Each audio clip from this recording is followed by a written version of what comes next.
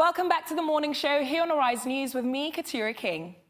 Spices are a common ingredient in many dishes across our continent, and we love them for the rich flavour, colour and taste that they give our food. They play such an important role in our daily lives that it's difficult to imagine our world without spices. Almost every country in Africa produces spices, but most of it is consumed locally. In 2012, Sinai Walda Rufael started Feed Green Ethiopia Exports Company. The 27-year-old company produces and exports popular Ethiopian spice blends to satisfy the needs of his countrymen living abroad, thereby adding to the $700 million that Ethiopia earns yearly from spices and related exports. In February 2014, Sinai, along with 29 other African entrepreneurs, was listed by Forbes magazine as one of the promising 30 young entrepreneurs in Africa in 2014.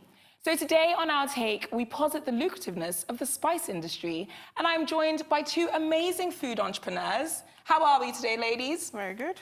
Okay, so we are discussing the spice industry in Africa. Now, what is our take on this? Why are spices so important to the way we consume food? Well, personally, I think, spices, well, like it says, it spices up your meals.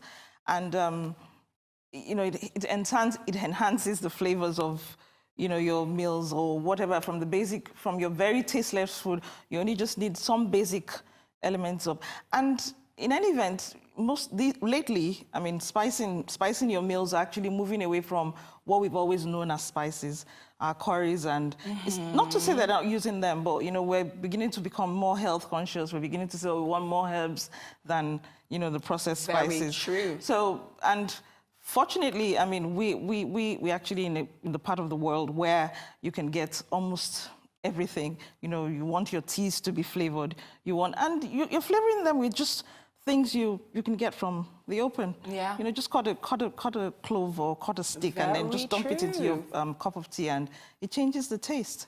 So I think it's an industry that is growing in leaps and bounds. I mean, I don't even think we've even tapped into it. We're just at the beginning. We're just at the starting point where, we're just beginning to understand that, we can actually use this. We have it in abundance, and we can actually use it for different things, for our meals and for our drinks. And, I'm sure if you hear from her, she would tell you that she's using some. Of course. I mean, she mentioned pumpkin spice, pumpkin leaf rather. Yeah. Apart from them being just flavorful, most of them are medicinal now. Lots of them are very medicinal. So garlic, I mean, I have friends who send me, they could just send me a link that, see, Bolande, garlic is good for, your knees, it's good for arthritis, it's good for your heart condition. It helps your cholesterol, turmeric, they just, and it's funny because we have moved away from that, haven't you? Because Africans traditionally are the ones that used herbs and spices to tend to their wounds and to aid their digestive system. But we've moved away from that to chemical drugs and manufacturing. And it seems as though we're now moving back. Yes. Again. It's wonderful to see, and the spice industry contributes billions of dollars globally to the worldwide economy. So I think it's great that Africans are finally taking sort of control, or retaking control of the narrative, if you would say rather. But in terms of spices and the way you use them, what would you say that's like for you personally, personal consumption? I use spices a lot. Apart from using them in food, I use them in my drinks too. Oh. Yes, I use them in my drinks too. When I take tea, I use turmeric. Turmeric is very good.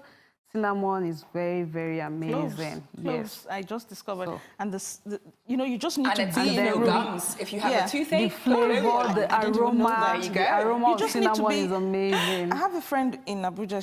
She makes teas, and if you see them, you would think you're buying a pack of PG Tips. I'm not kidding. She's packaged them in these little tea bags.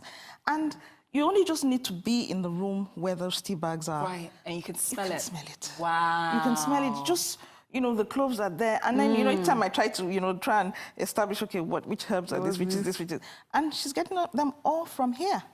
And the north, they have too much. Blessed. The north is blessed. Never mind that they say, they have, there's so much land, there's so many things that, and they're all coming in from, we're all becoming, at least we in the South, we're becoming very aware of them. Yes. And then asking them, okay, please send me some, send me this, send me that.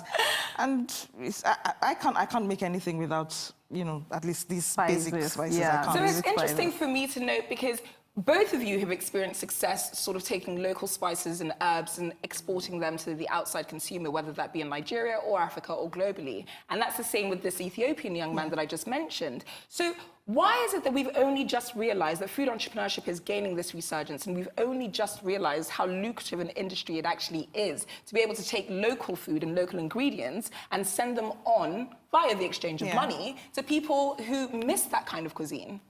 I think we were just spoilt. That's just the long answer.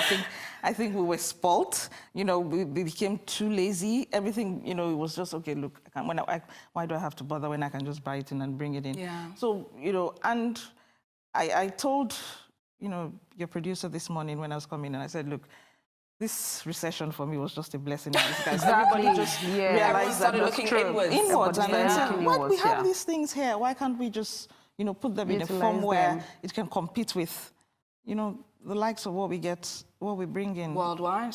And that's what everybody is beginning to realize, that don't just offer people products. Just, you know, give them in a way that, you know, they can look at it and say that, okay, look, I have something, you know, what you're giving me to buy is actually something that if I see it outside the country, I would actually buy it. Yeah, I love that. And what is your take on the spice industry and exporting spices to the global market? I see it's doing quite well. Lots of people are exporting now. I have a couple of people on Instagram that do a lot with spices, and I know that they export and they're excelling at what they're doing. So I think with time, it's going to explode and we'll do more. I met a lady at a fair once, a small fair, and all she does is export. She doesn't even sell to the local market. She just takes them out of the country. Wow. And she says that, look, we shouldn't be afraid of, I mean, all the talk of NAFDAC saying, oh, their products are banned, and that we should come and meet her one-on-one. She would tell us how she goes about it. Her products, she doesn't use, she's exporting cashew nuts, shea butter, you know, yams, and even our yams and all that. People ask me to bring yams all the time. you're traveling. There's something about Nigerian yams. Talk to her, and she will tell us how she goes about it. And she sends out containers of all these products. So we shouldn't be afraid and say that, okay, look, we're restricting ourselves to our local market and all that. Go out there. People want it. Wow. I've had somebody send a message to me from Japan. Wow, Yeah. Japan. Yes, I mean, obviously I couldn't send it to her because I mean it wouldn't have made sense. But I mean, I would have made stunned. sense. I wouldn't have. The shipping cost would probably be more than the product. More than the product, exactly. You know, but I was stunned. Japan. Wow. I wasn't expecting it at all. I mean, I could understand UK, I could understand America. But Japan. That is amazing. It just shows you how small the world has become with the advent of technology. Wow. Well, thank you very much for joining me, ladies. Thank you very much for having us. Thank you for having us here today. And I cannot wait to consume these delicious smoothies. Thank you very much. And that brings us to the end of the morning show today. Thanks once again to my insightful guests, Bolanle Akinyemi and Mary Ojotale Dogun, for joining me, Katura King. And of course, thanks to you at home for watching. From my entire team and I here in Lagos, all that's left for me to say is enjoy the rest of your morning and, of course, the rest of your day. Goodbye.